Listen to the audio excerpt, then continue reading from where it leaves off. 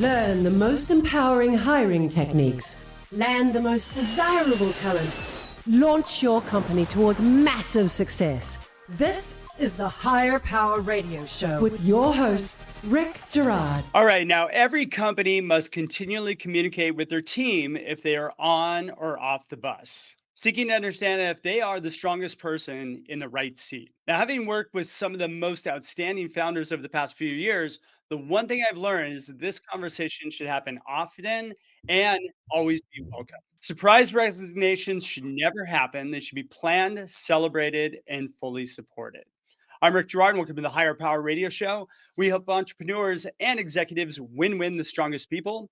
We do so by sharing insights from top performing rebel entrepreneurs, game changers, and industry leaders like our guest today, Mr. Randy Wootton. Now, Randy is the CEO of Maxo.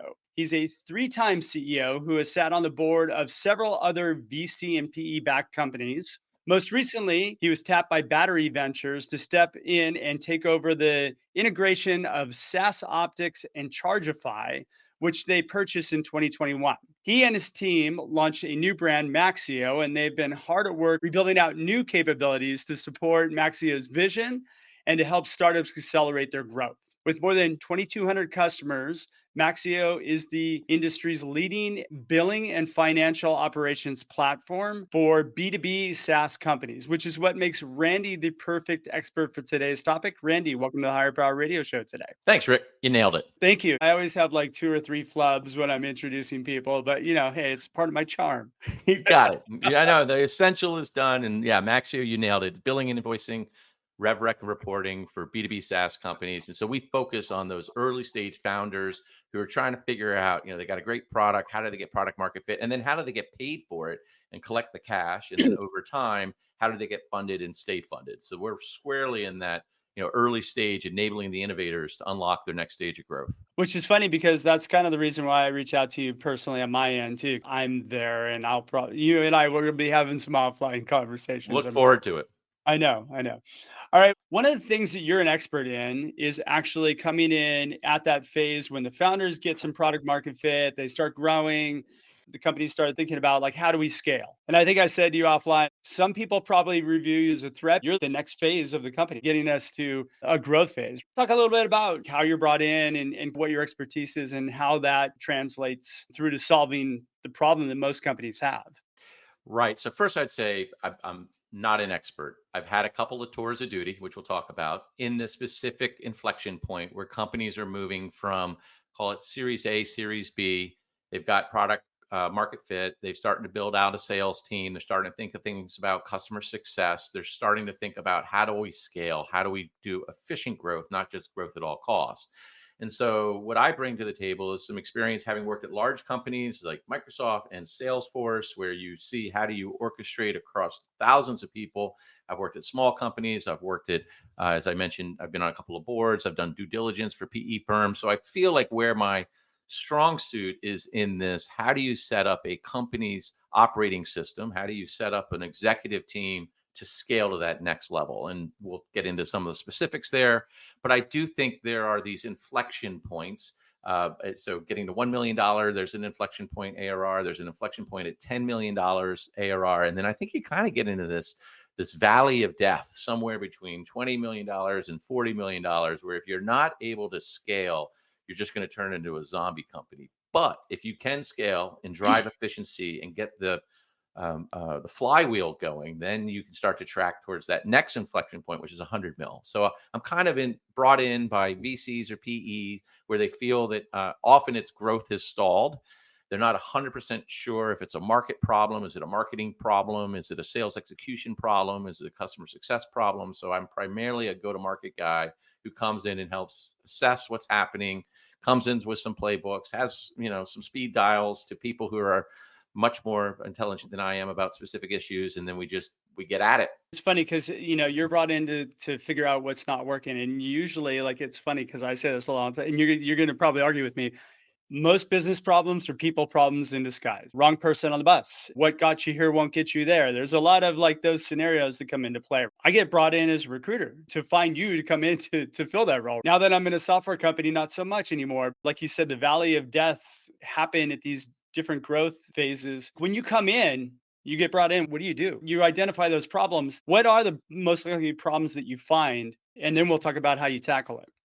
Yeah, so I think a couple things. One is if you're, I would call them often like I'm a scale up CEO or a professional CEO. I've never been smart enough to be a founder, and so I come in with a different skill I set don't than think you what have to be smart. You just have to be crazy enough to be a Too founder. crazy and bold. And I think a high risk Yeah. tolerance, right? Like you got to Yeah. be okay with people saying no, no, no, no. At the time that I'm coming in, is enough people have said yes that it's a different skills that you're moving forward. And so I think that it starts early in the recruiting process. So someone like you reaches out and says, "Hey, there's a company that's backed by this sponsor, VC or PE. They seem to be having some challenges. Does this align with your background and experience?" And we'll talk a little bit. And then from that moment, when you start talking to the board, because that's usually who you're interviewing with, you've got Yeah. your spidey sense up, and you're trying to figure out what they think is wrong and articulate it in terms of strategy and execution. Is it a segment problem? Is it a monetization problem? And so you just got to absorb all this information. And that probably happens the first 60 days of your engagement before you even talk to the company. As part of that, you sign an NDA. You try to get as much information as you can, like board decks, financial information. So I go in and do forensics and look for gross retention, net retention by segment, by product, by region. Get deep into the sales cycle in terms of win rates, conversion rates, all of that, pipeline health, all of that, to start to really look at it. Because sometimes I think the VC people in particular, they have a sense something is not working. They're not seeing the bookings growth, but they're not double clicking down into, well, what really is the issue? So boom, now you're in the company, and I think you have a 90-day sort of first phase 0, where you're listening, you're pattern matching, and you're trying to assess. You're assessing the talent. So to your point, are the individuals we have in the executive team people who've seen this movie before? Is this the first time at the seat around the table? How much development are they going to need to be able to scale into what Lencioni talks about as that first team? Where, if you're struggling, where are you going to double down? You can't replace the whole executive team. And your hope as a professional CEO, look, some people think of me as a grim reaper, but my goal is to come in and try to set up the company for success. And so I do not want to take out the executive team. I need to figure out who's going to be able to scale to the next stage. So if we're at 40 million, can scale to 100 million, and with what type of coaching. So I think that first 90 days, you're assessing the functions, you're assessing the people, you're assessing the broader strategy, and then you need to come back to the board and say, "Hey, when I started, I had a 90-day plan. I had some hypotheses. These are what I've learned over the next 90 days, and from this, here's going to be my priorities moving forward."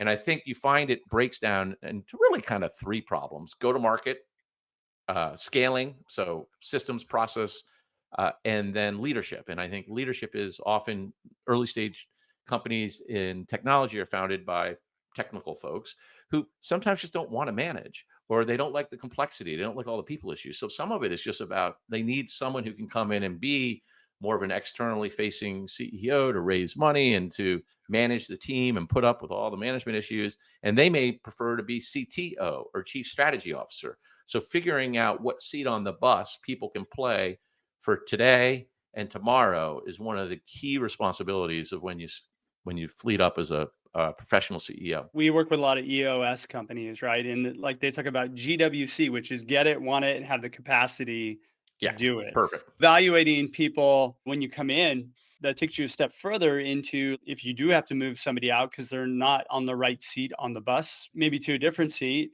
Now you've got to make sure that you get somebody in there that actually does fill that seat. And I think that every company I've been at, it feels like you got to find. It's unfortunate. You got to find one executive who isn't pulling their weight and pull the trigger on them in the first 30 or 60 days, and Yeah. that sends a message to the entire organization that there's a new sheriff in town. And as part of that, you're able to establish new expectations in terms of both the what they do and the how they do it. And so the what they do, we'll get into a little bit in terms of objectives and key results and V2 Mom. The how is something that I spent a lot of time with in leadership development. I was on the bench program at Microsoft, the bench program at Salesforce. I went to the Naval Academy. I've read 100 leadership books. Like, developing leaders is one of the, I wouldn't call it strong suits, but one of the areas I really focus on. What does it mean to be a leader versus what does it mean to be a director versus what does it mean to be a manager? Early stage startups may not draw that distinction, and they are very different.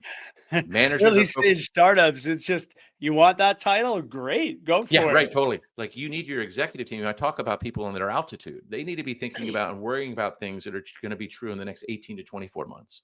You as a CEO are focusing on issues that need to, that are being addressed this week or this month. You're over functioning and you're disempowering your leadership team.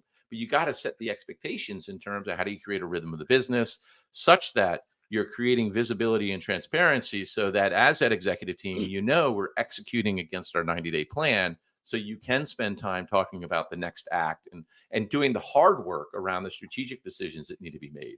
So getting that altitude right and understanding how to that's part of the scaling process. Who do you have at what stage and sort of what level within an org without creating a lot of hierarchy? You got to have some mechanism for span of control. It can't be 1 to 100. I want to get into this. So you're listening to the Higher Power Radio Show. I'm your host, Rick Gerard. And for our podcast listeners, we're going to take a quick educational moment from our sponsors. Hey, everybody, I'm Lori Rudiman. What are you doing? Working? Nah, you're listening to a podcast about work, and that barely counts. So while you're at it, check out my show, Punk Rock HR, now on the Work Defined Network. We chat with smart people about work, power, politics, and money. Are we succeeding? Are we fixing work? Probably not. Work still sucks, but tune in for some fun, a little nonsense, and a fresh take on how to fix work once and for all.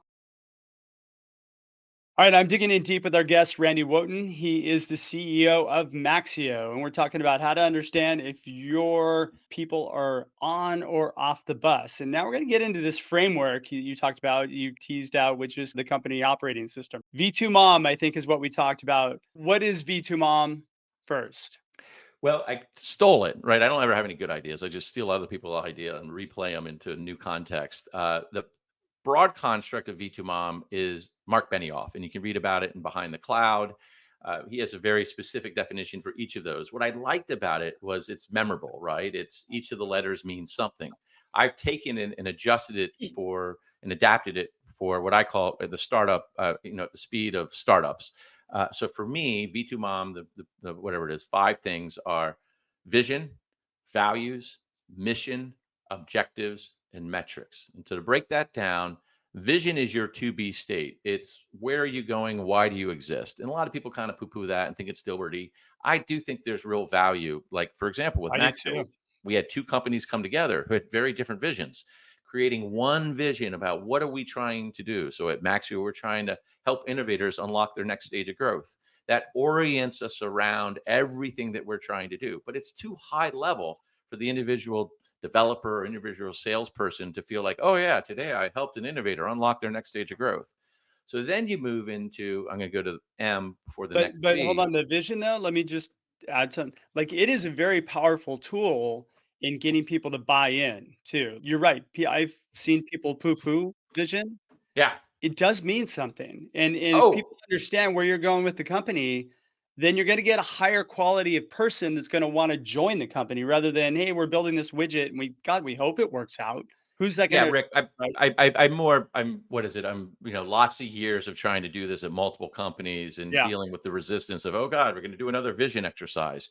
But I would say one of the things I spend a lot of time thinking about is building connections and community, especially in a hybrid environment and culture. Right, that manifests in culture. And what you in all the research, people want to be able to feel connected to the purpose of the organization. They want to feel connected to the leadership team, and they want to be connected to their peers. So when you have vision and mission, that helps people understand how they're connected, especially in a hybrid environment. So don't get me wrong. I think having vision, No, having it clearly articulated is it's the why behind everything. What I think you I then need couldn't to agree more. Couldn't agree more, my friend. So All then right. what you need So, to do, so then what yeah. I do is I have a definition. Hey, I came from the military. For me, missions are about things you go out and you try to accomplish. I used to fly in A6 intruders, went to the Persian Gulf a couple of times. You flew a mission, successful mission, you came back, you landed the aircraft. For me, a mission is what are you trying to achieve over the next 18 months?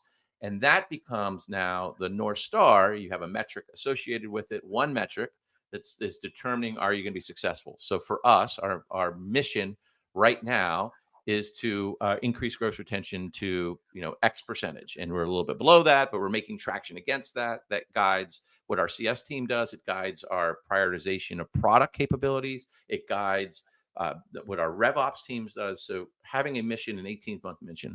So that's having those two things together, Rick, I think speaks to your point of people being motivated. They join a company for an idea and a promise, right? That's what you got to nail. So then another part of that, I think it's more subtle, and we can dig into this, is values. I think values are another one of those kind of can be a Dilbert exercise. We've all been at companies where the values are posted on the wall and people don't know what they are, can't remember them, and it's not really affecting who they are and how they interact. And I think we can dig a little bit into that if you want, but I think there are a couple of HBR articles I put in the show notes that people can share. And I think what happens is people, when they are doing values, conflate two things. One is values. There are expressed values today in your company. It's the way people interact with each other, how they treat each other, how they show up in meetings, their commitment to being on time, their commitment to doing work. Like all of that is behaviors that are rooted in a set of values that are rewarded and recognized by the system. You can have some accidental values that just kind of develop because of how the culture developed. What often happens is people come in, like me, say, hey, we need to reset our values. And you set up these aspirational values of what you want to be like without recognizing and appreciating what the core values are. So one example, Mark Benioff, I think, was just led with great values in his whole Ohana thing and what it meant to be part of the family. Like we lived those values, and it was radically different than some other software companies that I had been in previously. When Satya Nadella took over Microsoft, he introduced a whole new set of aspirational values. And my friends who have been there for 20 years say he changed the culture radically in less than 4 years. It was with and he had been an internal Microsoft candidate, right? But he was able to shift the company. And I would say, Microsoft, look at the stock price when Ballmer was there versus what Satya has done. And people will tell you it was tied to values. So I think getting your values right, we can dig in on that more. I got to agree with you. The case study that you just gave is that those values came from the leader. They come from you. They come from me.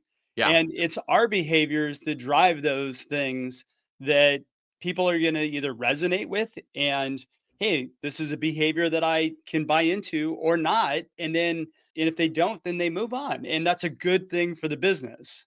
Right. And I think you're right. I think it has to be a CEO sponsored thing. It can't be an outsourced delegated to the HR. I don't know, like my values, our values. So one of the things you'll hear is, to make values work, they got to be memorable. And so like having an acronym really helps. Ours is HYPE, and HYPE is for honest and open. It's your input matters, passion for projects, and expect excellence. So super easy to remember, good values that other companies could have, but it's also a fun word like, hey, are you hyped? And you can use it in all hands. You can use it in like we use systems like Bonusly to reinforce it. But I am passionate about those ideas of being open and honest. Truth is on the front lines. I'm going to do one-on-one, skip levels, and go around and meet people. I want to hear them and have their input. I have a relentless focus on progress, that we're going to evolve and get better. I want to be world-class. I want to get an A in everything. And so maybe there's a little bit of overlap with expect excellence there, but we always talk about benchmarks. How are we stacking against benchmarks, and show me what it means to be best? So all of those are really consistent with who I am as a person. There's some other values that I have that aren't articulated in the core company values. So I do think it's this balance of CEO has to sponsor it, CEO has to articulate it and live them, but it has to be unified broadly with what's happening in the company. So I could have these values, and I think sometimes that's where CEOs fail. They come in with this orientation. Like, gosh, I was just listening to a great story on NPR today about Nike, and Nike is blowing up. Well, guess what happened? They hired a new CEO in like 2020. And he came in with a different set of values, and he wanted to move everything to digital, and it just blew up. So now they're going back to a new CEO who had been a longtime Nike person. And it blew up bad. Oh, blew up bad. Horrible. Oh, okay, Nike, I mean, just crushed. I thought Oh I yeah, thought you so it meant was like it wrong. blew up, like it No, was no. great. No, Oh, no. Then okay. my point is like you had a mismatch between what he was focused on was distribution. How could he sell more shoes online? And we gave up on what his value clearly. I don't know the dude. I mean, he's probably wicked smart and Yeah. run circles around me. But what the core insight was, what he gave up was the value of innovation. And one of the things that Nike had done for years was been in front with the new innovation, not just sending out the new Air Force One and all the different recycling of the brands, but doing the cool new stuff. And so Yeah. that was a value that Nike was known for. It got lost in this new world, which was drive distribution innovation. And so, anywho, I think you got to have a CEO match with where the current context is and where you want to go. That is so very true. And you bring up a really good point. These aspirational values, I see this a lot with startups that we work with, where you mentioned Patrick Lucioni. He's got this book, and be humble, be kind, be smart. I forgot which book it was, but so I was working with a company not too long ago where they pulled that out as those were their core values. And it became very apparent within probably 20 minutes of the conversation with everybody that humble was not present Right, right, in that company. There was nobody that was humble. right. And it was really interesting. And I had to have this argument with him about the fact that, hey, look at your core values need to be real. Otherwise, people are just going to roll their eyes and they're not going to buy into them. And in fact, I think there's another great book. So I love Lencioni. One of his books is The Five Dysfunction of the Team. And that ties in with that. That also has that whole idea, how do you create the first team? The other book I love is by Stephen Covey's, I think it's his son. It's called The Speed of Trust. And the Okay. speed of trust, when you're building trusting relationships in organizations. Look, I tell everyone, like, software is a people business, right? And what does people business come down to? It's building relationships. How do you build a Yeah. relationship? You establish trust and confidence. Trust that you're going to do what you say you're going to do. You're operate with integrity. You're going to tell the truth. Confidence that we've hired you to do this job and you can go do it. And I think this idea of values being rooted in that, you erode trust if you have cognitive dissonance and heart dissonance with the values. You say one thing, but you're living and demonstrating a different thing. You're 100% correct. It's funny because I always get really skeptical when I come into a company and I see their values are integrity, teamwork, passion. And I always kind of laugh. I always make the joke that, who else's number one core value is integrity? Enron. So, Yeah, and that's what that article I shared has, that exact same thing. And I think, look, there, what do they call it? There's kind of like basic values, like you expect people to tell the truth, like that's not going to be one of your differentiators, right? Like integrity. yeah, but there are CEOs that don't tell the truth. So, Yeah, that's true. I mean, Yeah, there are very highly functioning companies out there that operate outside of what everybody says is what should be a functioning team. You can look at Wall Street in correct. general, you can judge however you want, but they are highly functioning businesses that do really, really well. But if you put somebody who truly has integrity and honesty into Yeah. those companies, that's why they fail. They don't really integrate into who they really are.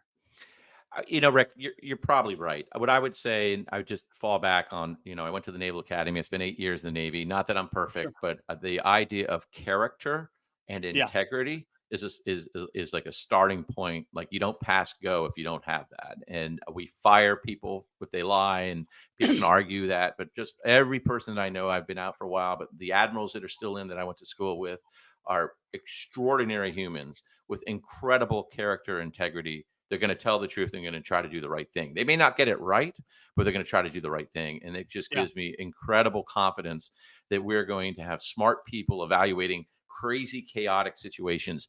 I would suggest in the corporate world, you have less emphasis on that because people come through, they go through regular colleges. It's not, character and integrity is not as reinforced. They go in as a career profession and may not be reinforced. They've never had to be held accountable for it. And so Yeah. it's Yeah. like, that's a starting point for me. And if you don't Yeah. believe in that, well, then you can find another company to work for. So let's talk about the last part of mom. Yeah. So we have objectives and metrics. Yeah. And so this is where you start to translate the vision and the mission into specific objectives, things that need to be accomplished. I stole that from John Doerr and his old OKR construct. You Which could is just say it's yours. I'm okay with that. okay. Well, I just want to give credit where it's due.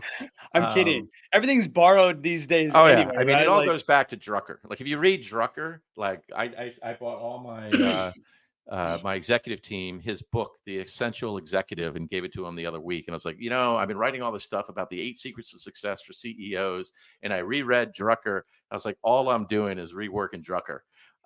But MBOs and then KPIs, all of that. So anyway, the Uber point is you want to have a set of objectives that are meaningful for the company and specific enough that they guide actions, so that they help people make trade-offs. So those are the objectives. The metrics are how are you going to measure success? And you can break those down into leading and lagging metrics. You always want to have targets. Those targets could either be based on historical trends or they could be based on external validation, like win rates, for example. And then you use that I call it a plan on the page. You have a plan on the page, 90-day plan on the page. What are the key results you're driving? And a scorecard. What are the objectives and the metrics that you're measuring? And how are you doing on some metrics are weekly metrics, some metrics are monthly metrics, some metrics are quarterly metrics. And that becomes part of a rhythm of a business. So you have a company operating system and you have a rhythm of the business to bring accountability and visibility to what's working and what's not. and I think most systems have those, and I think most of us do pretty well with those things. But tying those to the mission, vision, and values, to me, the values are the thing that drive the vision and the mission. And again, often you get two sides of the same coin, where like people are like, oh, it's all bullshit. And then you get some people who are like, man, we've been doing it for 3 years. It's made a huge difference in my business. It's like a born again core values person, right? Like it's crazy. I think two things. One is it comes down to how you execute. So I do think there are people who, embrace these things at different levels of accountability. We turn the V2 mom, right? It's a super simple construct. We turn it into a one pager. That one pager is something we share regularly. And the scorecard we review every single month. So we every single month are talking about the objectives and the metrics. We highlight what's working, what's not. We take it another level. Every functional expert, every functional leader needs to write an operating plan where they take the corporate objectives and they translate it into what needs to be true for them this year. And I think that construct of having that hard work being done by the executive with their VPs, and it's like, okay, we need to secure and expand our customer base. Well, what are we going to do about that in engineering? What are we going to do about that in marketing? What can we do about that in finance? And so having those conversations in November, December really then lead to a set of trade-offs and priorities and funding decisions. And then the executive team has to work through that. And you lock that down and you say, okay, everybody, this is our plan for the year. And if it just sits on the bookshelf or sits in the GDoc drive for a year, it's a waste. But that's the CEO and the executive team's responsibilities. How do you bring that back? How do you have people live it? How does it inform the decisions you're making each and every day? Perfect. Randy, we're getting pretty close on time. What would be 2 or 3 key takeaways you can give the audience that they can plug into their business today? Well, I think what we've been talking about, if you don't have some sort of company operating system, and there are a bunch of them out there, is find one. I would say find a coach. If you're an early stage founder, I always recommend people having a mentor and a coach. A mentor is someone who's been in the same situation that you've been in, so stage, size, context. A coach is someone who helps you on the interpersonal effectiveness. How do you get better at managing your board? How do you get better at managing your leadership team? How do you get better at building out a management cadre? So company operating system, find a mentor / coach. Third thing I would say is, look, I highly recommend early stage CEOs joining a group like EO or YPO or something along those lines. Being a CEO is a lonely job.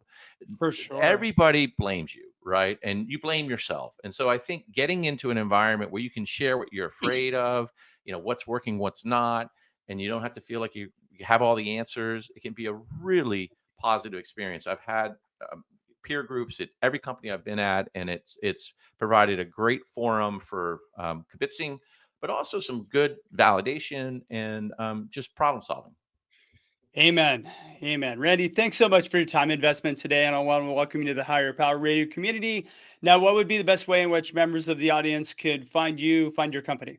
Well, LinkedIn is where I'm doing all my posting and where I have the 8 secrets of success for CEOs. Would love for people to read that. They can also find, I'm doing blog. So all the cool kids I've got a podcast. I've got that going too. It's called SaaS Expert Voices. You can sign up for it either through Apple or through our website. I'm happy to spend 15, 20 minutes with anybody who wanted to reach out to me at randy.wootton, WOOTTON, at maxio.com. Always love talking to people, hearing about what's working, what's not, and learning through that process as well. I want to thank you for tuning in to this week's episode of Higher Power Radio. Quick thanks to our team, Brian Colburn, Andrea Ballin, and Rick Gerard. If you're listening to the podcast, please subscribe, review, and share. After all this shows for you, we want to continue to bring you great content week after week. You can join the Higher Power Radio community at Higher, H-I-R-E, Power, P-O-W-E-R, radio, R-A-D-I-O.com, or you drop me an email at rick@intertrue.ai. You have been listening to the Higher Power Radio Show. Aloha. Thank you for listening to Higher Power Radio. Catch our LinkedIn Live show every Tuesday at noon, or download the podcast on iHeartRadio, iTunes, YouTube, or your favorite podcast platform. We appreciate you joining us on Higher Power Radio with your guide to hiring success, Rick Gerard.